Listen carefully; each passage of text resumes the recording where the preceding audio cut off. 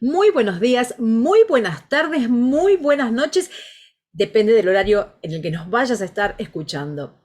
Hoy tenemos una charla muy, pero muy buena, muy rica y muy bendecida.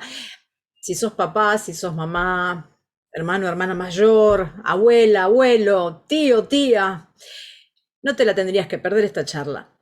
Tenemos la visita de nuestra hermana en Cristo, la licenciada en psicología, Jimena Soler. ¿Cómo estás, Jimé? Muy bien, pastora. Buen día, buenas noches y buenas tardes a todos los que estén mirando. Depende de la hora que lo vean esta entrevista, que va a estar muy buena y para todos los mamás, papás y también para los maestros, para los docentes, también sirve de mucho en estos tiempos. Así es. Me gustaría comenzar con un salmo de David que, que nos habla de la importancia de la vida desde el vientre, de cómo para Dios la vida es muy valiosa desde el vientre, ¿no? Sobre todo en un tiempo donde se habla tanto de muerte, donde estamos escuchando de guerras, en donde se habla tanto de aborto. Recordar cuál es el diseño de Dios y el amor de Dios. El Salmo 139, el versículo 14, David, inspirado por el Espíritu Santo, lee, porque tú formaste mis entrañas, tú me hiciste en el vientre de mi madre. Y en el versículo 15 dice, tú me observabas mientras iba cobrando forma en secreto, mientras se entretejían mis partes en la oscuridad de la matriz. Me viste antes de que naciera. Cada día de mi vida estaba registrado en tu libro. Cada momento fue diseñado antes de que un solo día pasara. Recordar eso, mis hermanos, la importancia de la vida, de la vida. Y en Mateo 18, porque hoy vamos a estar hablando con la licenciada sobre los niños, sobre los jóvenes, el Señor Jesucristo dice así, en aquel tiempo los discípulos vinieron a Jesús diciendo, ¿quién es el mayor en el reino de los cielos? Y llamando Jesús a un niño, lo puso en medio de ellos y dijo, de cierto os digo que si no os volvéis y os hacéis como niños, no entraréis en el reino de los cielos. Así que cualquiera que se humille como este niño, ese es el mayor en el reino de los cielos. Qué importantes son para Dios los niños. Me gustaría, Jimena, preguntarte sobre la ansiedad de los niños. En la carta de Pedro indica que hay que dejar las ansiedades sobre él porque él tiene cuidado de nosotros, ¿no? Pero se están viendo muchos niños ansiosos, niños con mucha preocupación. ¿A qué se debe la ansiedad en los niños? Y en los jóvenes también. Yo creo que hoy en día se pone sobre los hombros de los chicos muchas cosas, pero por sobre todas las cosas se pone esta idea fija y esta obsesión que tiene el ser humano hoy por la perfección. Esto de que los niños eh, deben ser perfectos, no pueden tener ninguna falla, ningún matiz, ni nada que perturbe. Pues es que varias veces hablamos esto de la iglesia de, de patologizar las infancias, ¿no? De que muchas veces y enseguida hasta en los colegios empiezan, uy, este que tiene trastorno de atención, que tiene trastorno del desarrollo, el otro que es hiperactivo, ¿no? Y se empiezan a poner como etiquetas sobre los chicos, eh, y es muy complejo, ¿no? Porque los chicos son los que tienen que cargar con estas etiquetas, y estas etiquetas marcan cómo fue ese niño hasta ahora, no solo cómo es, sino cómo fue y cómo será, ¿no? Parece una especie de sentencia sobre su futuro. Este niño que es así, quedará excluido en un futuro del mundo. Y es muy complicado porque ante esto y ante esta obsesión que tenemos por la perfección, lo primero que tiene que hacer el padre, el docente, la madre, es acallar estos sufrimientos, ¿no? Porque un niño está hiperactivo o desatento o el signo que vos quieras verle, ¿no? Es que nosotros le llamamos los síntomas. Bueno, algo están diciendo de ese niño que está sufriendo por algo. Y antes de preguntarse uno, bueno, ¿por qué está pasando esto? Lo primero que se tiende a hacer es acallarlo, ¿no? Acallarlo hasta incluso con medicación, porque estamos viendo las medicaciones en nenes muy, muy chiquititos, niños hiperactivos, ¿no? Sabemos que el TDAH es diagnosticado y es medicado por muchos. La famosa Ritalina, ¿no? Que hasta aparece en los capítulos de Los Simpsons, ¿no? Eh, y lo que se tiende a hacer es acallar ese sufrimiento en lugar de darle lugar, escucharlo, tratar de saber qué es lo que ocurre. Y sin duda esto es signo de nuestra época, es el signo de padres y madres que no pueden estar atravesados por ninguna dificultad, de que no pueden demostrar ningún tipo de falla en el afuera. Y vos fíjate también esto que existe tanto, ¿no? Esta orientación para padres, ¿no? Viste que hay tanto, el coaching para te escuchás, el coaching parental, la orientación a padres, ¿no? Yo me acuerdo cuando era chica, y cuando uno viene adolescente le dice a los padres, uy, cuando era chiquita vos me hiciste tal cosa, ¿no? Siempre se les reclaman cosas a los padres, porque me dejabas al cuidado de tal, o porque no me ibas a buscar al colegio. Y siempre los padres respondían con lo mismo, que era, no existía manual, no existía un manual de padres. Hice lo que pude, no existía el manual de padres. Y hoy, lo muy curioso es que sobre recontra abundan manuales para padres, ¿no? Que, que es medio, a ver, entiendo que es un acompañamiento, pero que tiene que ver con esto, ¿no? Con que el ser humano ni siquiera puede equivocarse en su ser padre o ser madre, o atarse al manual, ¿no? Lo que dice el manual. Bueno, el manual dice que tengo que hacer esto, ¿no? Desconociendo que cada familia es un mundo, y cada niño es distinto, y cada madre y padre es sumamente particular. Yo leí ayer un autor muy interesante que hablaba de esto de que en cada caricia de una madre es como una sembradora de letras, ¿no? Una sembradora de historias. Y eso es sumamente particular, ¿no? Eso no lo puede quitar ningún manual, ¿no? Ningún manual puede resumirte esta cosa, ¿no? Porque él se planteaba, ¿no? ¿Qué pasa en estas épocas en donde, qué pasa con la función de una madre, ¿no? Porque es en estas épocas en donde interviene la ciencia y para tener un hijo ya ni siquiera es necesario el vínculo entre un hombre y una mujer, ¿no? Así es. El deseo de un hijo no pasa ni no nace en el medio de un vínculo de una pareja. Entonces, él decía, bueno, tenemos que replantearnos cuáles son las funciones de madre y padre. Y él decía esto, ¿no? Pero hay algo que ni la ciencia, ni los hombres, ni nadie va a poder modificar, y que son estas caricias de una madre, del amor de una madre hacia un hijo que es único, particular y diferente a cualquier otro. Pero ¿qué pasa? Estamos en un mundo, como vos decís, en donde existe la cosa homogénea, donde todos debemos hacer lo mismo. eh, Existe también esta cosa que no puede haber falla, no puede haber dificultad, y si la existe, rápidamente tiene que desaparecer, antes de eso provocarnos alguna pregunta. Y él hablaba de esto, ¿no? Es, De esta es importancia grave, de la madre. es grave. Entonces, para los que nos están escuchando, parte de la ansiedad en una criatura tiene una base de necesidad de perfección que le exige la sociedad, que le exige el entorno. Bueno, para Y fíjate que los atacarlo, chicos. ¿no?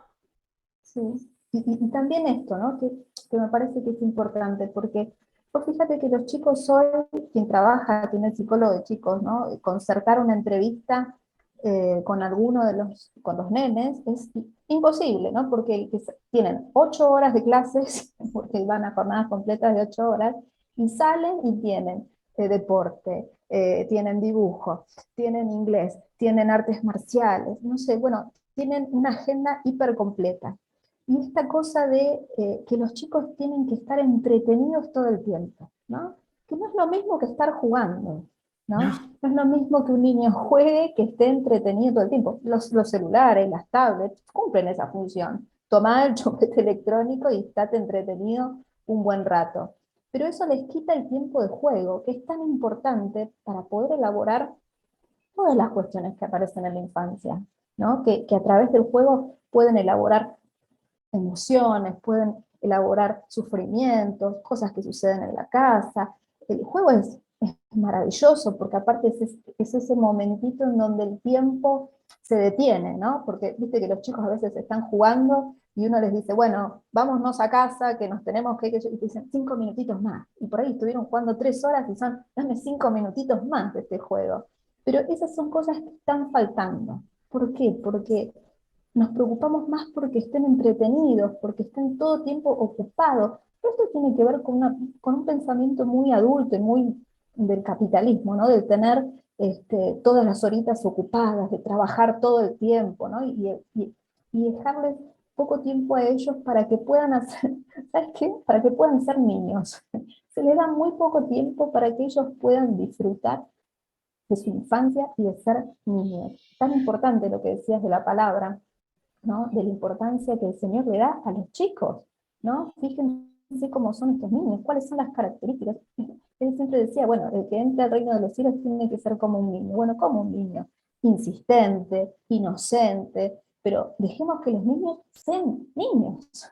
Este es el punto que hoy no está sucediendo, que a los chicos no se los deja el tiempo para su infancia. Es, bueno, y cuando seas grande, siempre como acelerando los tiempos, ¿no? Esto también se ve de los niños, las nenas de 9 años que ya empiezan con su periodo de la pubertad, cuando eso antes sucedía a los 12, 13 años. Vos fíjate que está todo como Todo así, van acelerado. todos en la aceleración, y no se les da el tiempo para ser simplemente niños y darles para jugar.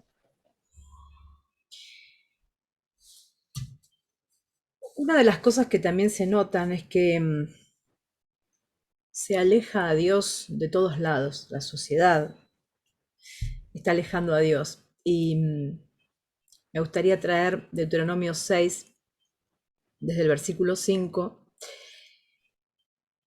cuando el Señor dice para su pueblo: y amarás a Jehová tu Dios de todo tu corazón y de toda tu alma y con todas tus fuerzas, y estas palabras que yo te mando hoy estarán sobre tu corazón y las repetirás a tus hijos, y hablarás de ellas estando en tu casa y andando por el camino y al acostarte y cuando te levantes. Es como que los papás están dejando de lado el enseñarles de Dios, el que los niños oren, que tengan una oración. Yo, yo me pregunto, ¿dónde radica que un padre o que una madre eh, busque llenar tanto de actividades a un niño? Quizás buscarle el mejor colegio, idiomas y que sepa esto y aquello y más y más. Alejarlo por completo de Dios. ¿Dónde radica? ¿Qué pasa? ¿Cuál es el proceso? ¿Qué es lo que está ocurriendo en los padres de esta generación? Pero son padres incrédulos y que no creen claramente, ¿no? Entonces no transmiten ese amor a sus hijos porque tampoco lo tienen ellos, ¿no? Pero el amor lamentablemente es el faltante también en esta época, ¿no? Y tenemos que hacer un cartelito de se busca el amor, porque el amor es el faltante. Y yo lo que siento muchas veces es que ahora, ¿no? Que, bueno, bueno, que estoy en el camino, ¿no? Y es diferente siendo psicóloga así, es que la mayoría de la gente siente a Dios o la palabra como un compendio de mandamientos y de órdenes, entonces no quieren que sus hijos se aten a esas cosas. Pero en realidad es bastante, es por ignorancia, ¿no? Porque en realidad, es, antes que todo, Dios es amor. Y creo que se están olvidando de esa parte, ¿no? Porque me pasó a mí también, ¿no? Cuando empezamos a hacer los grupos de reflexión en la iglesia, de que a veces te miran raro y te dicen, ¿cómo? La psicología es una ciencia del hombre, entonces ¿cómo eso puede estar mezclado con la fe? Y, y yo miro y escucho, ¿no? Porque el Señor también nos enseñó a escuchar, a estar en silencio y escuchar a los otros un rato largo. Este, y, y pienso que está bien, ¿no? Bueno, uno es psicólogo, estudió, bueno, sabe, pero cuando en realidad cuando yo entré en el camino y cuando llegó su palabra, para mí fue como, no sé cómo decirlo, como mágico, ¿no? Como yo el otro día pensaba, era como, si todos estos contenidos de psicología hubiesen, digo, ¿viste los acolchados que son los patchwork, ¿viste? Los que se unen, bueno, es como si estuviesen las cosas, los cuadraditos ahí separados, y él con su palabra vino ahí como a suturar todos estos cuadraditos y darle un sentido, ¿no? Porque uno puede hablar de, bueno, lo que hablábamos recién, ¿no? De las cantidades de manuales, orientación para padres, entonces uno puede decirle, bueno, las madres, los padres, que pueden ser así, que los hijos, pero cuando uno relaciona esto con la palabra entra directo al corazón, y entra directo al corazón y no hay forma de que no haga su trabajo, ¿no? Porque uno puede tener todos estos conocimientos en su cabeza, pero cuando uno relaciona o cuando uno lo habla con la palabra, es como que la palabra entra al corazón, hace su trabajo, y creo que es esto lo que falta en muchas familias que vos decís esto, ¿cómo puede ser que no lleven a sus hijos? Digo, me parece que está en la ignorancia de poder sentirla, la palabra, ¿no? Eh, y hasta lo digo también para aquel cristiano y la conoce, ¿no? No es lo mismo conocerla que dejarse atravesar uno por la palabra. Exacto. Este, cuando hacemos los grupos, ¿no? Y cuando hacemos estas charlas, cuando uno, a mí me gusta a veces dejarlo muchas veces para el final la palabra, no porque piense que es menor, sino porque tiene este efecto tan hermoso de poder unirlo y de que entre en el corazón y que en el corazón sea semilla que dé fruto, ¿no? Que no quede en la cabeza como una cosa más. Me parece que lo que falta es este conocimiento, ¿no? De los padres, porque después somos nosotros los que instruimos a nuestros hijos. Pero es el dejarse, no solo es el que conozcan la palabra, sino que se dejen atravesar por el amor que hay en la palabra. Y si hay ese amor en la palabra, ese amor sí o sí se transmite hacia los hijos, ¿no? Es esto lo que uno cuando está en el camino quiere transmitirle a los hijos, ¿no? No es que conozcan la palabra como esto del compendio de mandamientos, ¿no? Hace esto, lo otro, tú, no, porque hay, no sé, 300 mandamientos acá. No, no, no, no, no. Primero es el amor a él, y es como que después el resto es producto de ese amor, ¿no? Y además los chicos Pero, enseguida captan y es impresionante cómo ellos conocen a Dios. En ellos hay totalmente. algo especial, por eso la Biblia dice que de ellos es el reino de los cielos. Vamos a meternos en un tema intenso, que de hecho en la Biblia todo está contemplado, hay respuesta para todo, eh, como es el abuso y la violación. Nosotros en la Biblia tenemos un episodio en Segunda de Samuel 13, muy conocido, que es el de Amnón y Tamar. Eh, Sabemos que David, su primogénito, Amnón se enamoró de su media hermana, hermana de Absalón, entonces eso lo, le comenzó a pesar en su corazón, en su alma, estaba tan enamorado que estaba sufriendo. Eh, y nosotros leemos, Amnón tenía un amigo que se llamaba Jonadab, hijo de Simea, hermano de David. Y Jonadab era un hombre muy astuto, y este le dijo: hijo del rey, ¿por qué de día en día vas enflaqueciendo así? ¿No me lo descubrirás a mí? Y Amnón le respondió: yo amo a Tamar, la hermana de Absalón, mi hermano. Yo lo que veo acá es que cuando dice yo amo a Tamar, la hermana de Absalón acá, o sea, es como que Absalón no es su hermano y Tamar tampoco. Es como que la lujuria, ¿sí? Distorsiona la realidad. Acá yo veo que Amnón está completamente desenfocado. Para él no es su hermana, es la hermana de Absalón, que también es su hermano. ¿Y cómo sigue esto? Este Jonadab, este amigo, este primo, que yo siempre tengo en cuenta esto porque cuando hay un abuso o cuando hay una violación siempre hay cómplices. Y este Jonadab es un cómplice y te diría que es un ejecutor primario de esto, ¿no? Le dijo, acuéstate en tu cama, finge que estás enfermo, llama a tu padre, a David, y dile que tu hermana que te haga una sopa y bueno, y tu padre no te lo va a negar, eres el hijo del rey. Y así pasó.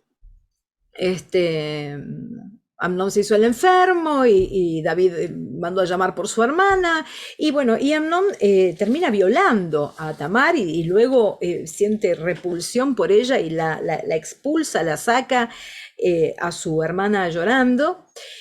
Y acá también me llama la atención la actitud de David, porque en el versículo 21, luego que pasa todo esto, David se entera y dice, luego que el rey David oyó todo esto, se enojó mucho, pero quedó ahí. Se enojó mucho y ya está.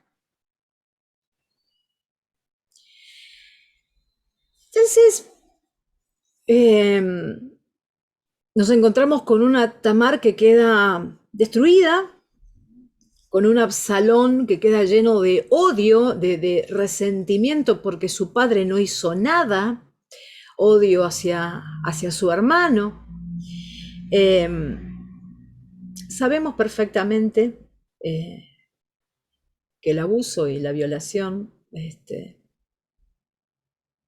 que el incesto, lamentablemente es más común de lo que uno quizás quiere aceptar. Sí. Em, ¿Qué es abuso? ¿Qué es violación? ¿Cómo lo definirías? Para alguna jovencita que nos pueda llegar a estar escuchando. Yo cuando te escuchaba, lo que más llama la atención del relato, de la palabra, es que vos decías, bueno, parecía que no, que este no fuera su hermano, que ella no fuera su hermana, ¿no? Este desconocimiento es el desconocimiento del otro, ¿no? Eh, es apoderarse del cuerpo del otro como si fuese suyo, ¿no? No reconoce que es un otro diferente a él, ¿no? Y como es eh, un objeto que él se apodera, ¿no? Que también pasa en la crueldad, hago con esto lo que yo quiero. Y, y es importante que expliquemos a los chicos, que hablemos con ellos, eh, que su cuerpo es de ellos, que no puede nadie tocar su cuerpo. Eh, Hay una frase que siempre enseñan a los chicos en los jardines, en mi cuerpo mando yo, ¿no? De enseñarles a los chicos estas diferencias entre el cuerpo del otro y el cuerpo de uno, ¿no? Y que el cuerpo de uno no puede ser tocado por nadie más que uno. Es muy duro cuando uno escucha esas cosas, ¿no? Porque los abusos por lo general suceden dentro de la familia. Y es duro porque, como vos decís, se arman estos, estos silencios, ¿no? Estos testigos que callan. eh, y por sobre todas las cosas, eh, se desordena la familia, ¿no? Cuando se hacen estos incestos, porque también la palabra es claro bueno, no podés tomar a tu madre como mujer, ¿no? No podés en establecer los límites, ¿no? No podés estar con tu hija, pues si sos un padre no podés estar con tu hija, no podés estar con tu hermana, ¿no? Lo que se llama la prohibición del incesto, ¿no? Tan conocida en todas las teorías, pero también la palabra lo habla, ¿no? No tomarás a la Sí, mujer de tu hermano, no tomarás a tu hija, no tomarás a tu madre, eh, exacto.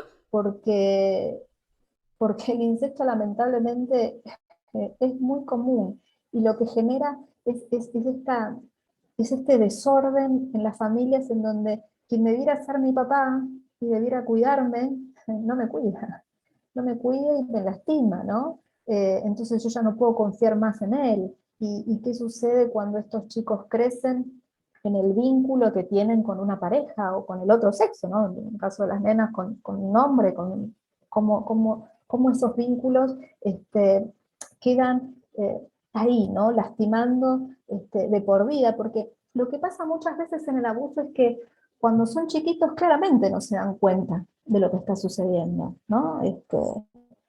Pueden sentir esta incomodidad, ¿no? Pero no terminan de poder poner un freno a eso porque no saben bien de qué se trata, no saben que eso está mal, ¿no?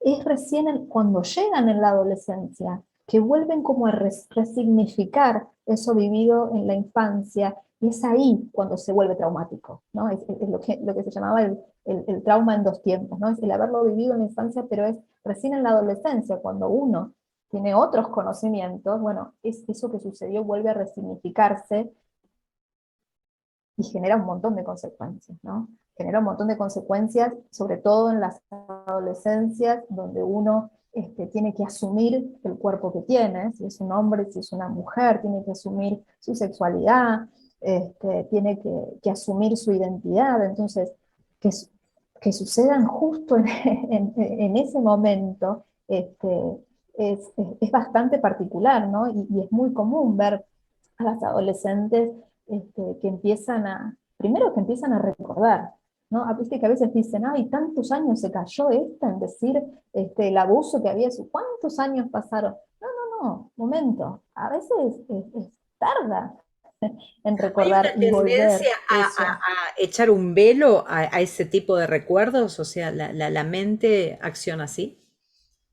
Y claro, porque es doloroso.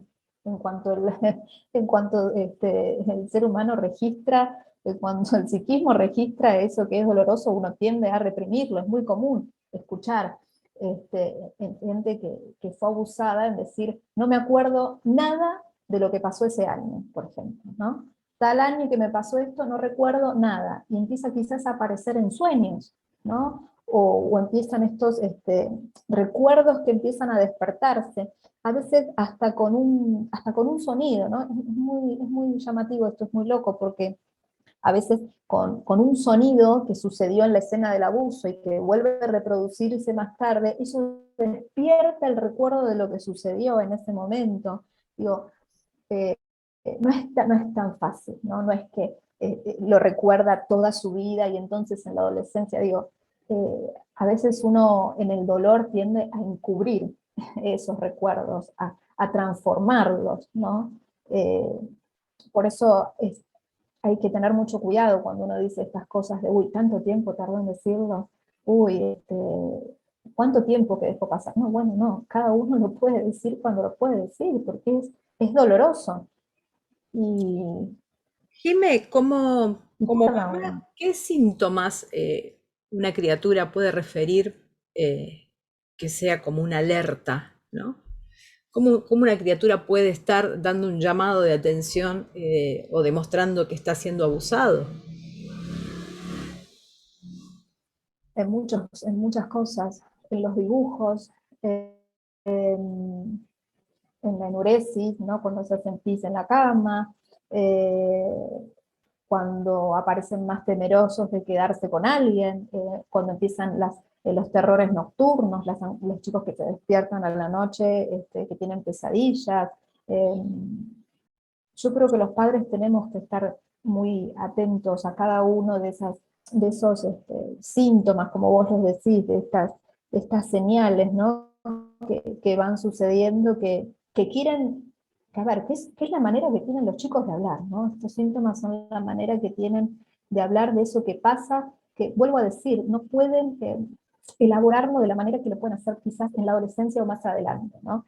No pueden decir esto de mi papá a la noche me hace cosas que no me gusta, digo, no es tan fácil para ellos. Entonces, lo que empiezan a aparecer son estos pequeños síntomas, estos pequeños síntomas de la desconfianza, la vergüenza extrema, la enuresis, los dibujos que hacen los chicos, también los dibujos, o los juegos, en los juegos, los chicos hablan muchísimo a través del juego, sin darse cuenta. Este, cuando se ponen a jugar con los muñecos, y lo que hacen los muñecos muchas veces en esos juegos vuelven a reproducir esas frases que escucharon y que no terminan de elaborar y de entender. Entonces, en los juegos vuelven a repetirse aquellas frases para intentar darle un sentido a eso que no le pueden dar un sentido y que no entienden. Y hay que estar atentos a todos esos pequeños llamados. Por eso es tan importante esto que hablábamos antes, ¿no? De la diferencia entre de dejar a los chicos entretenidos que jugando, de meterse con ellos en el juego, de pasar tiempo con ellos, de charlar con ellos, de nada, de sentarse en el piso y jugar con ellos, ¿no? No perder este vínculo y este momento con los chicos que es único y maravilloso. Cuando son chiquitos es maravilloso el juego que ellos tienen, de compartir y estar atento ahí, porque ahí en el juego es donde van a aparecer pequeñas cosas que tienen que ver con este sufrimiento que no pueden poner en palabras, ¿no? Por eso siempre se espera el momento de la adolescencia, que es ahí donde aparecen las palabras que puedan expresar eso que vivieron antes, ¿no? En ese momento de la infancia todavía no tienen todas esas palabras, entonces uno tiene que escuchar estos pequeños teatros que se arman en los juegos, ¿no? En los juegos, en las historias, eh, estar atentos a eso. ¿Por qué crees, Jimena, que una madre cuando se entera, sé que te habrá pasado muchas veces en tu profesión y a mí como pastora también, esto de que se evidencia que una mamá cuando se entera de un abuso, muchas veces hace como David, mira para otro lado, Es provocando muy todavía más difícil. dolor en su hijo o en su hija? ¿Qué es lo que hace que una madre niegue la situación? Quizás salvar la pareja, salvar el matrimonio. No, no. Eso iba. Quizás ver el vínculo que tiene con esa persona, ¿no? Ese vínculo eh, que tiene con el abusador, ¿no? Con quien está desarrollando eso, y también lamentablemente esto de asumir los desarreglos en una casa, ¿no? Asumir el desorden de una casa. Es muy difícil asumir el desorden de una casa porque implica uno hacerse responsable de esto. A ver, quiero separar la palabra responsable de culpa, ¿no? No es que son culpables, ¿no? Pero asumir que hay algo que está funcionando mal, ¿no? Y poder darle voz a eso que sus hijos o sus hijas están diciendo. Y sí, es muy común que las madres no les crean, eh, que Es digan terrible. que no puede ser, que es imposible. Eh, pero ahí hay que indagar el vínculo que tiene esa mamá con ese, vamos a suponer que sea el padre o que sea su abuelo. Y vos fíjate ahí que en estas cuestiones es donde también se generan la mayor cantidad de los secretos familiares, ¿no? Que tan pesados son, pero son cosas que quieren callarse porque que no pueden decirse, ¿no? Que no pueden asumir este desorden del cual ellas también tienen una parte, ¿no? Porque hay que asumir que hay una parte en cada uno, ¿no? No solamente en el abusador, ¿no? Eh, y a veces es muy difícil poder asumir, es muy triste, sí, pero Aquí no ha pasado nada, es un seguir, con lo cual la persona que sufrió abuso lleva un estigma tremenda de por vida, sí. Pero bueno, tenemos una buena noticia, Cristo Jesús sana todos los corazones heridos. creo que hay que derrotar el silencio que se genera alrededor de esas cosas, porque, Exactamente. porque la víctima y el silencio son una combinación peligrosa. lo único, me parece que perdón, lo más importante que uno tiene que hacer es devolverle a la víctima la dignidad de ser sujeto y de tener palabra. Por eso es importante que las madres y los padres, cuando se enteran de estas cosas, darle estatuto a esas palabras que están escuchando de sus hijos, ¿no? Darle lugar a esta palabra para que el silencio no vuelva a generarse, ¿no? Para que no vuelva a repetirse. Porque vos fíjate, nosotros sabemos lo que es la inequidad, pero son cosas que se van repitiendo de generación en generación. Uno cuando escucha esto de los hijos, bueno, pero a mí también me pasó, ¿no? Entonces, ahí es donde uno tiene que trabajar con esa mamá o con ese papá, de qué pasa ahí que vuelve a repetirse esa historia, ¿no? Empieza a aparecer este dolor de ellos, que ahora se ve manifestado en sus hijos, ¿no? Por eso uno dice ahí que tiene que estar la palabra muy por encima de todo y romper el silencio, ¿no? Correr a la víctima de ese lugar silencioso. Bien, para alguna jovencita o jovencito que nos esté escuchando, si, si no hay un oído en su familia, romper un silencio, buscar ayuda, poder hablar. Exactamente, porque eso tiene que decirse, tiene que hablarse, tiene que sacarse, si no lastima mucho. Exactamente. La escritura también contempla la depresión, Primera de Reyes 19. Nosotros tenemos al profeta Elías, nada más y nada menos. Viene de una tremenda victoria y leemos, viendo pues el peligro, se levantó y se fue para salvar su vida y vino a Berseba, que está en Judá, y dejó allí a su criado. Y él se fue por el desierto un día de camino y vino y se sentó debajo de un enebro y deseando morirse dijo, basta ya, oh Jehová, quítame la vida, pues no soy yo mejor que mis padres. Y echándose debajo del enebro se quedó dormido. Elías entró en una gran depresión y venía de mucha victoria, venía de un tremendo éxito que Dios le había dado en sus manos. Los niños y los jóvenes padecen depresión. Sí, mucho más de lo que uno cree. Yo justamente leí esa palabra, no sé si ayer o hoy, y pensaba sobre todo en las adolescencias y en las apatías que existen en las adolescencias, ¿no?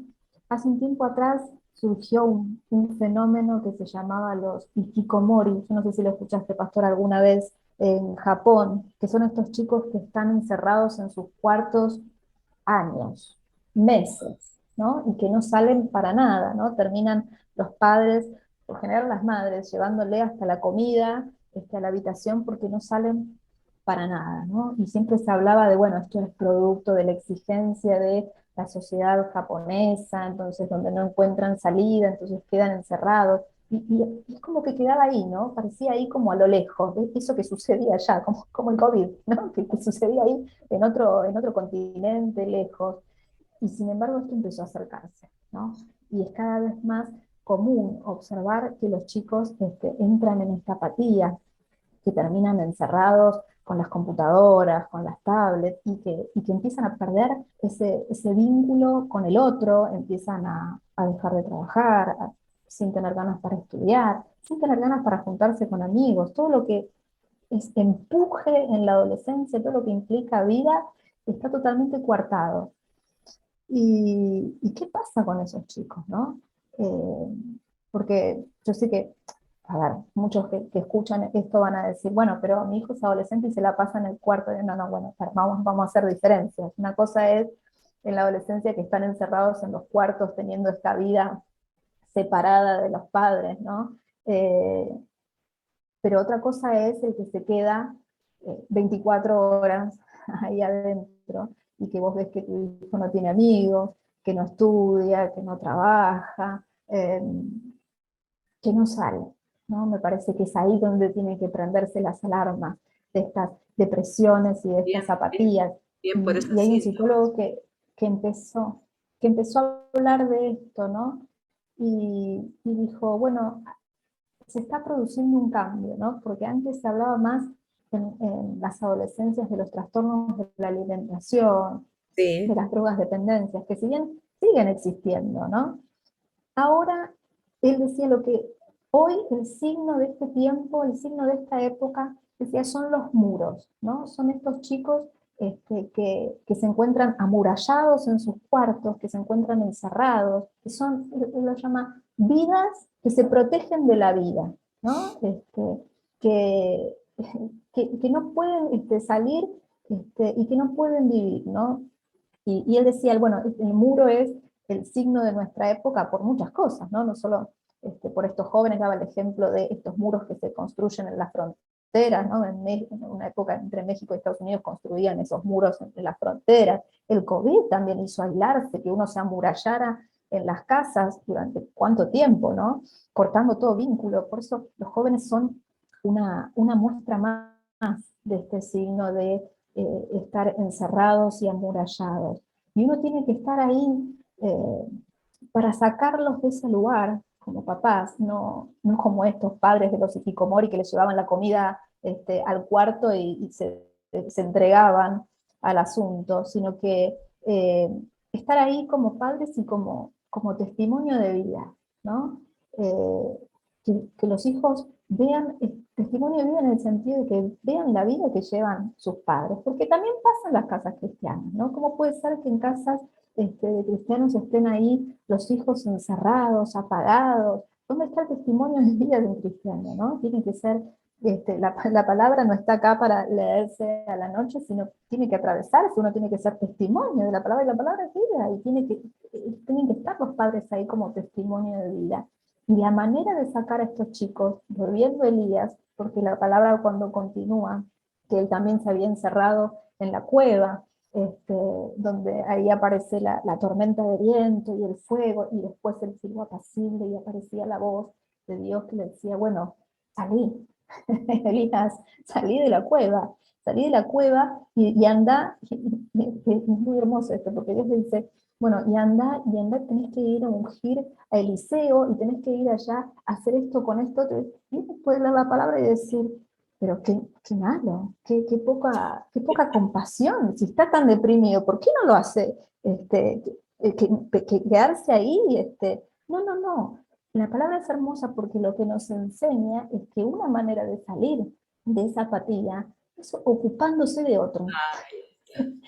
Tan simple y tan sencillo como ocuparse de otro. Las depresiones, uno cuando, a ver, también en los adultos, cuando tienen pacientes que sufren depresión, una manera de ayudarlos a salir, porque primero uno no puede decir, ay, está, porque también es muy característico, ¿no? De ver a la persona depresiva, está fingiendo, es un manipulador, y no es así, ¿no? Realmente está padeciendo. Pero una forma de salir de esa posición padeciente, es ocupándose de otro, ¿no? Decirle, bueno, ¿tenés el cumpleaños de tu hijo? Por ejemplo, ejemplos tontos voy a dar, ¿no? Pero ¿tenés el cumpleaños de tu hijo, Menganito? Bueno, ¿qué le gusta? ¿Le gusta leer? ¿Y qué le gustaría leer? Ah, no sé. ¿Y por qué no te vas a la librería y te fijas qué libro le gustaría a él? Indagate las novelas. Y por ahí esa persona depresiva que estaba encerrada ocupó todo su día buscando en la librería, hablando con el, no sé si se le llama librero, preguntándole sobre algún texto. Digo, pero la solución también está en ocuparse del otro, ¿no? De Enfocarse. centrarse de esto que me está pasando a mí y enfocarse en el otro. Por eso la palabra que daba, Elías salí, Claro. Elías salí de ahí y anda, porque tenés que ungir a Eliseo. Era ocuparse del otro, es volver a establecer ese vínculo que estaba roto, ¿no? Pero el problema es que hoy en día el vínculo con el otro tiene, no sé si decirle como mala prensa, pero lo que sí tiene muy buena prensa es toda la filosofía de hacerte a vos mismo, vos solo podés, vos tenés el poder para salir adelante. Es como si uno fuera un hacedor de uno mismo. Y realmente es una mentira, ¿no? Estas declaraciones de libertad absoluta. Vos sos libre, vos podés hacer lo que quieras, no necesitas de nadie. Vos podés, son todas frases que hacen que el vínculo con Declararlo el y otro se que rompa, sea, y totalmente. ya está. Sí, yo decreto y que el universo lo haga, sí, tal cual. Como si uno fuera hacedor de sí mismo, Y en realidad, yo lo que siempre digo es que si esto fuera así, estaríamos todos muertos, sin exagerar. ¿Por qué? Porque si yo soy un bebé y estoy llorando a la noche porque tengo hambre, ¿no? Si un otro no me escucha, si un otro no transforma ese grito en llamado, si no transforma ese grito en un llamado, en un pedido de, y acude a ese pedido, si no hubiese un otro que lo hiciera, ese muere, ¿no?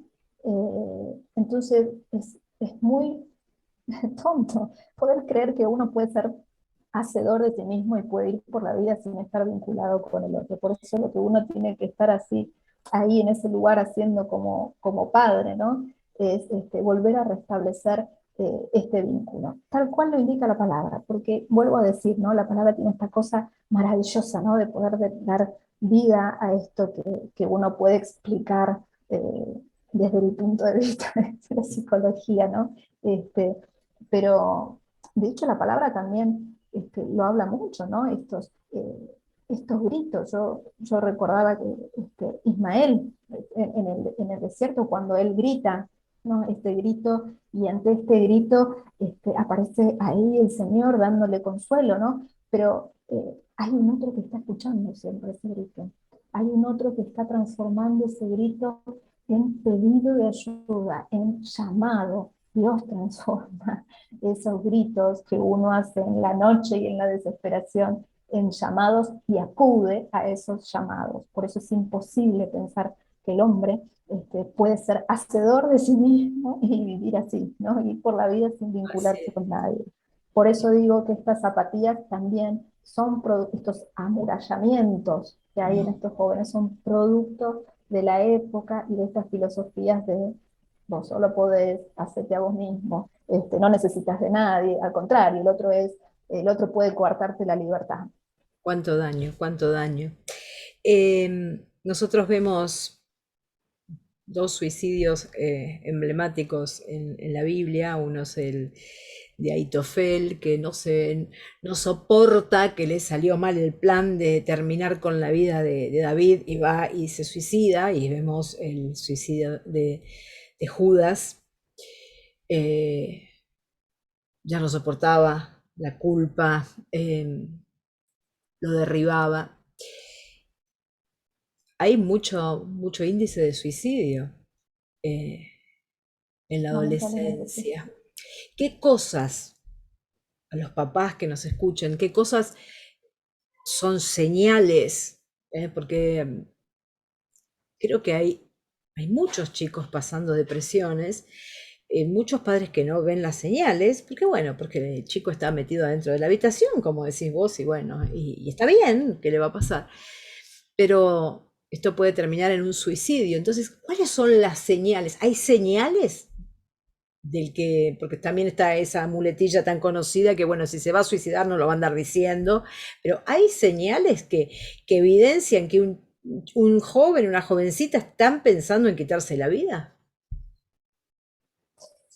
Sí, hay, hay y muchas. Y lo que siempre se ve antes del suicidio, ¿no? Donde es el pasaje al acto, ¿no? Donde hay vuelta atrás, muchas veces son cosas que es muy alta la tasa que hay de muertes por suicidios en la adolescencia, pero también por accidentes. ¿Y qué accidentes son? Porque vos fíjate, ¿qué es el accidente? El que salió con el auto Exacto. y se tomó hasta el agua de los floreros y se pasó todos los semáforos en rojo y uno llama eso accidente. Eso no es accidente, eso es estar buscando otra cosa. Entonces, estos accidentes, entre muchas comillas, que hay en los jóvenes, hay que prestarles atención, ¿no? Porque eh, son suicidios encubiertos, no aparecen en las estadísticas como adolescente que se haya suicidado, eh, pero la verdad es que lo es, ¿no? O aquellos jóvenes que salen con la intención de pelearse con todo el mundo, con lo que implica hoy por la calle intentando pelearse con la gente, ¿no? Buscando pelea, buscando riñas. Bueno, ¿cuánto vemos a las salidas de los boliches, las peleas, ¿no? Esto de andar buscando pelea y matarse a trompadas con el otro? eso también está dando indicio de que hay ahí algo que está buscándose, ¿no? Me parece que son en estas cosas que no son nada pequeñas, que no son nada de detalle, pero que muchos los están dejando pasar, ¿no? Porque son muchos los padres que saben que los chicos toman y les dan el auto igual. Pero hay que saber que todos estos accidentes o todas estas cosas que suceden, no quiero decir que son llamados de atención, o sí, son intentos eh, de buscar a este adulto para que entre en la escena, ¿no?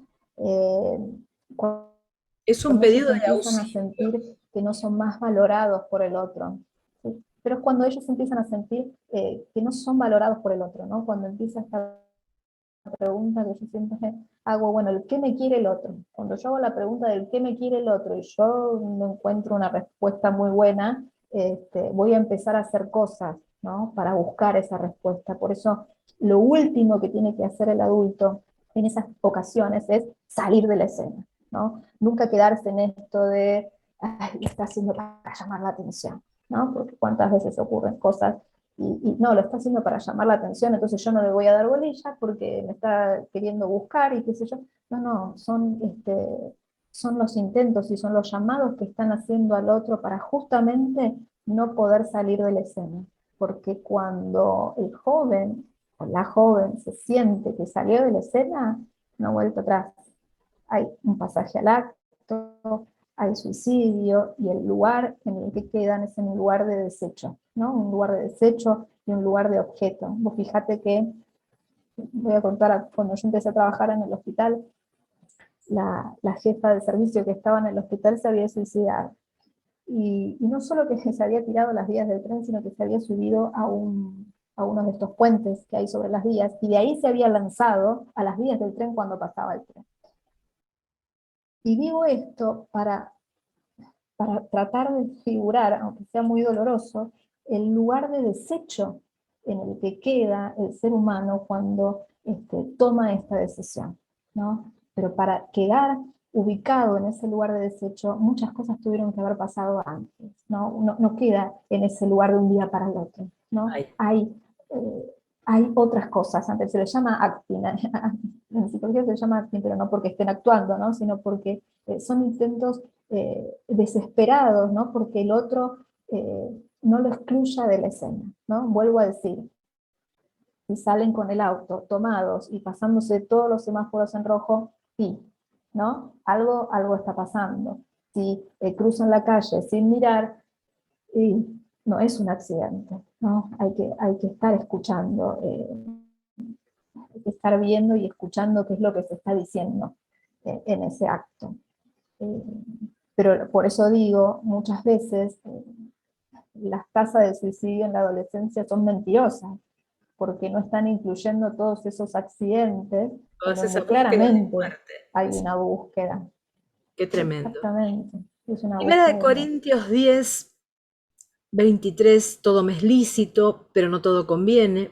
Todo me es lícito, pero no todo edifica. Isaías 5, hay de los que a lo malo dicen bueno y a lo bueno malo, que hacen de la luz tinieblas y de las tinieblas luz, que ponen lo amargo por dulce y lo dulce por amargo. Y nosotros notamos esto, ¿no? Los padres de esta generación llamando a que los chicos prueben todo lo malo, enmascarado en que está todo bien. Entonces nos encontramos, estuviste hablando hace poco en una charla para la iglesia con esto de las previas. Bueno, están en mi casa, se chupan todos los pibes, qué fantástico. Que salgan alcoholizados con el auto, no saber a qué hora vuelven, cómo vuelven, acostarse a dormir como que bueno, no saber en la casa de quién están, a dónde van a parar. padres que les parece perfecto que los hijos estén consumiendo marihuana adentro. Es más, que tengan sus plantitas, padres que les riegan las plantitas. Eh,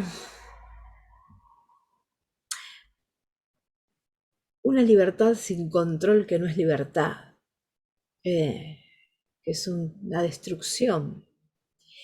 Eh, ya pequeñitos todos nos damos cuenta, porque ya los chicos, como dijiste vos, el aceleramiento ya cada vez crecen más rápido, ¿no? Se desarrollan más rápido, pero ya son bebitos y ya están con el celular, ya lo entienden el control remoto, ya entienden. Eh, Niños todo el día con una tablet, con un celular, en una computadora, jugando con quién sabe quién es.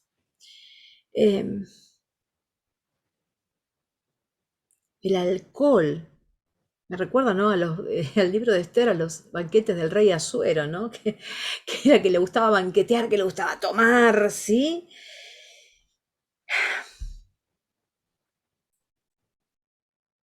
¿Qué buscan los jóvenes?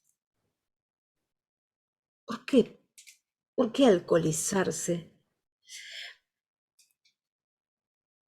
¿Por qué? ¿Por qué drogarse? ¿Por qué buscar sumergirse en cosas tan graves? ¿O somos los padres los que los sumergimos? Yo te escuchaba hablar de esto de las libertades, ¿no? Yo creo que, a ver, se habla mucho de la libertad, de que hoy son más libres que lo que éramos antes, pero creo que es un nuevo mandato. En realidad, el mandato de hoy en día es gozar de todo ya, ya y sin límites. Y ese es el mandato que se transmite a los jóvenes. Y no es que exista más libertad, ¿no? Al contrario, ¿no? Porque quien no se ata a ese mandato es totalmente expulsado y excluido. Entonces, muchas veces, no hablabas de las previas, ¿no? ¿Qué sucede con estos jóvenes que empiezan a tomar, que empiezan a consumir drogas para vincularse con los otros? Para vincularse, mejor dicho, para salir, esto de las previas es se juntan en las casas y se juntan a tomar, se juntan a drogarse, ¿no? Como, yo creo que eso está sucediendo porque lo que sucede hoy en día es que hay una dificultad, y volvemos a lo mismo, en no saber cómo vincularse con el otro sexo. Está todo tan distorsionado con respecto a cómo debe ser un hombre y cómo debe ser una mujer, ¿no? Que están tan perdidos en eso, ¿no? Eh, que, que les cuesta vincularse con un otro, ¿no? Con el otro sexo, no con un otro, les cuesta vincularse con el otro sexo. Una vez que hace poco me acordaba de la canción hay una canción de Los Auténticos Decadentes, la de cuando la conocí a Raquel, y la encaramos en barra, ¿no? Esto de encarar a la chica en barra, ¿no? Todos los amigos juntos, ¿no? Como el grupo da cierta seguridad, pero ahora la encaramos en barra, pero como la canción de Los Redondos, sobrio no te puedo ni hablar, o sea, es estar totalmente drogado o borracho, si no, no puedo encarar al otro, porque no sé cómo, ese es el problema. El problema es que no sé cómo encarar a una chica, no sé cómo encarar a un chico, porque están todas las identidades, Bueno, están cabe como trastocadas, acotar ¿no? que en el censo que vamos a tener, una de las preguntas es qué sexo tenés, y me Y cómo te sorprendió percibes. tremendamente ignorado, es decir, ignoro qué soy. Ay, ignorar. Eso todavía, y de hecho también me replanteé que habrá que volver a replantearse la biología, ¿no? Las ciencias biológicas. Eh, yo veo que hay A ver, un desinterés, ya es como que ya no es más el polo opuesto o sea, me atrae el polo opuesto, el imán, viste, la parte positiva y no, negativa se atraen. Yo creo que hay una cosa que todo lo contrario, no, no, no. no, y vos sabés que es muy curioso porque a veces yo escucho hasta hace unos años me sorprendía, ¿no? Porque lo escuchaba, sobre todo las chicas, las chicas se quejan más de esto, de que no existe levante en los boliches, ¿no? O en los boliches, en las fiestas, no se te acercan más a hablar, ¿no? Esto de que se acercaba el chico y hola, ¿y cómo estás? Y te hablaban, de yo, no existe. Entonces yo la miraba y me acuerdo de una paciente muy bonita. Digo, pero ¿cómo puede ser que yo estaba sorprendida? ¿Cómo nadie? No, nadie. ¿Cómo es ahora? Explícamelo un poquito, ¿no? Decir que pasaron hace 5 años y yo no me acuerdo mucho de cuando era joven, ¿no? Pero ella me decía, no, el vínculo es a través del chat, ¿no? Nos pasamos los teléfonos, qué sé yo, y es a través del chat y después se da el encuentro, pero no es que en el boliche Se se terminó eso, sí. acercan. La conquista, No sí, sí, sí. existe más, no existe más eso. Y entonces uno tiene que preguntarse, pero pero ¿por qué no existe más eso? ¿Por qué? Porque en la adolescencia uno, a ver, uno porta un cuerpo, un real, hay un real que uno porta y que simbólicamente tiene que darle, construir un ser mujer, construir un ser hombre. Pero hoy la cosa está tan trastocada, esto de las libertades, existe tanta libertad que que el cuerpo no pasa por lo simbólico, no está atravesado ni elaborado por lo simbólico. Voy a dar un ejemplo que escuché hace un par de años en una reunión, que era una mamá que ponía a su hijo delante del espejo y le decía, bueno, Pepito, vos tenés pito, pero si querés podés no tenerlo. Así que fíjate, yo pensaba en la cabeza de ese niño, ¿no? Que está frente al espejo con el real de su cuerpo, ¿no? De preguntarse, ¿por qué mi mamá me está diciendo esto? ¿Querrá mi mamá que no lo tenga? Porque si mi mamá me está diciendo, no entiendo por qué. Digo, Realmente la terrible. adolescencia, en la adolescencia, cuando uno habla de los duelos que hay en la adolescencia, uno de los duelos es por el cuerpo infantil, ¿no?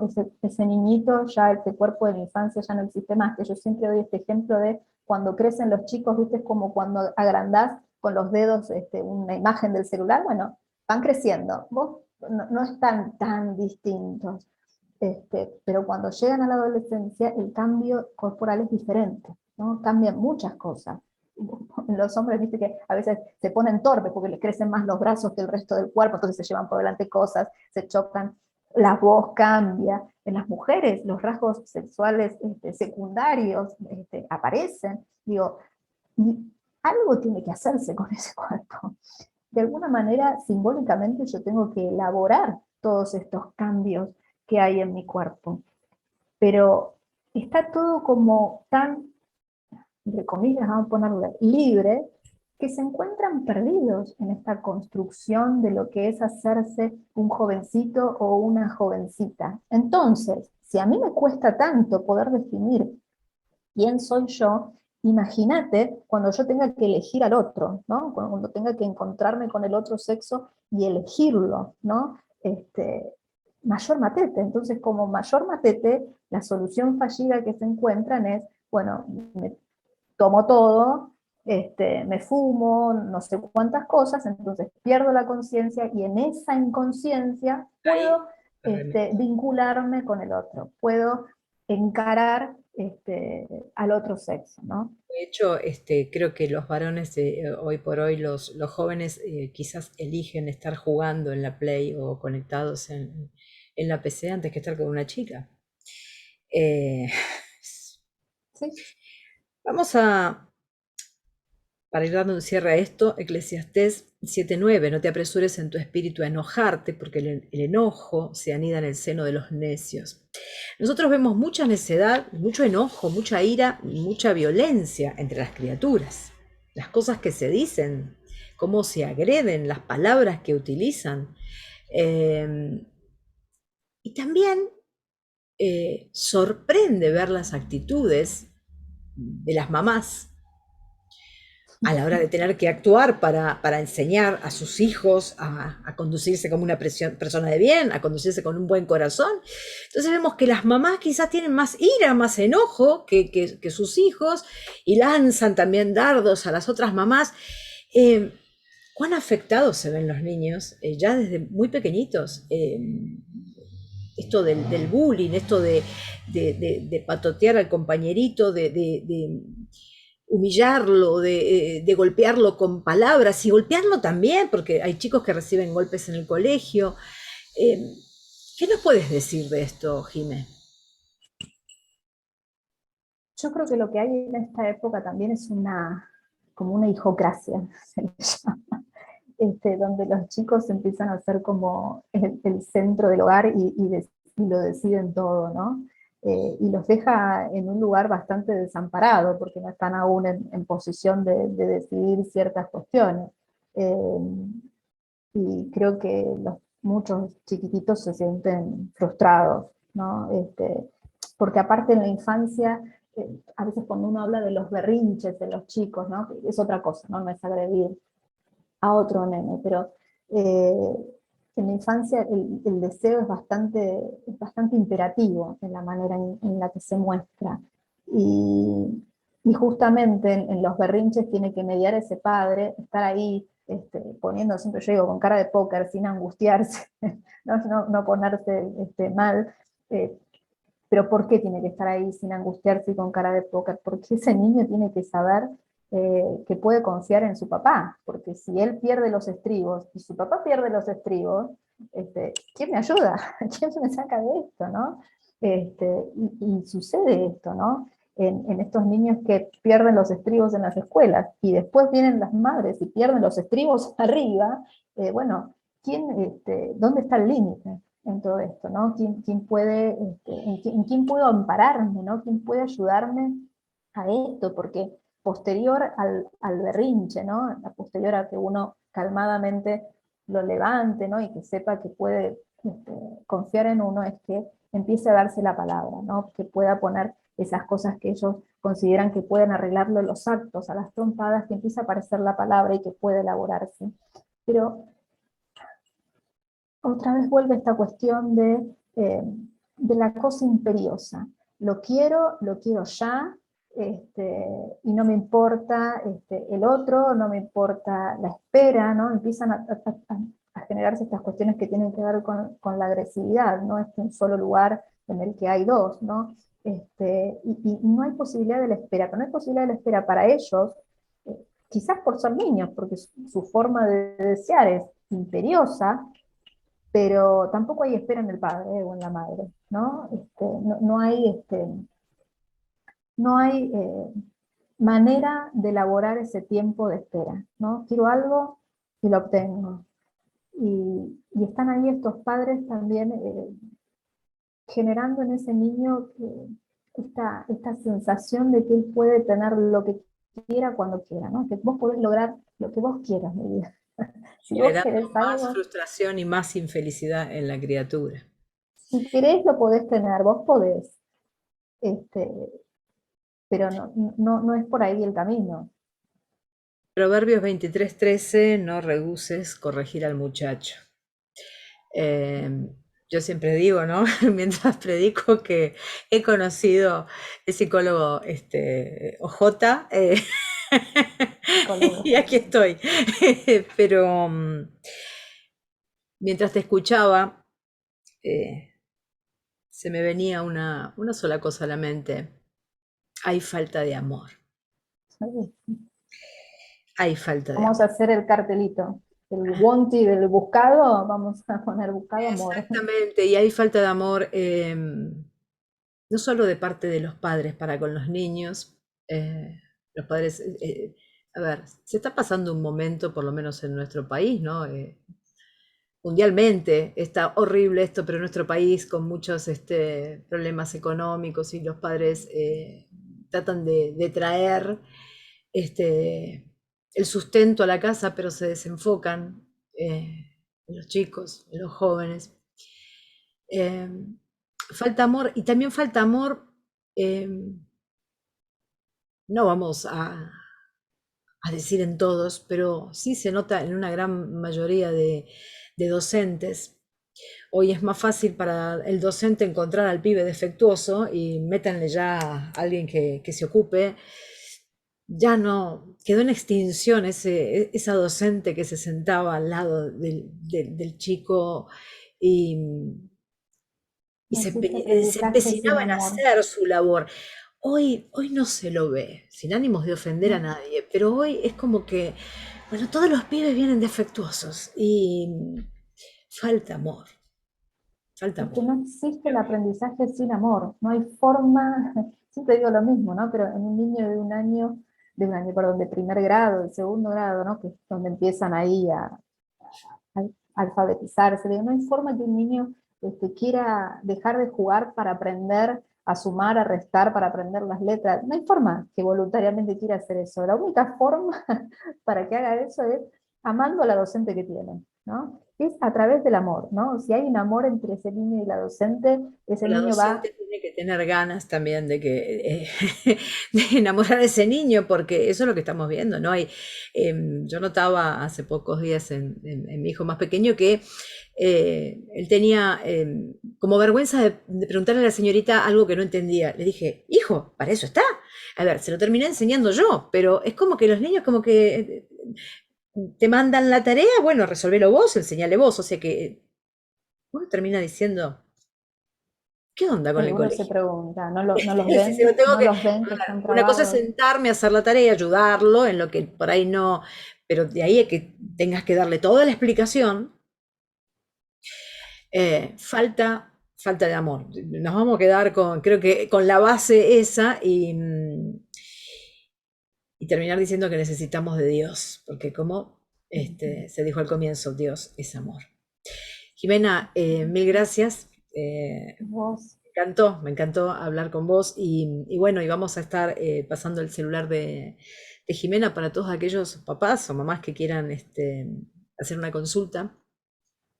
Y bueno, que Dios los bendiga y que esta charla haya sido de mucha bendición para todos.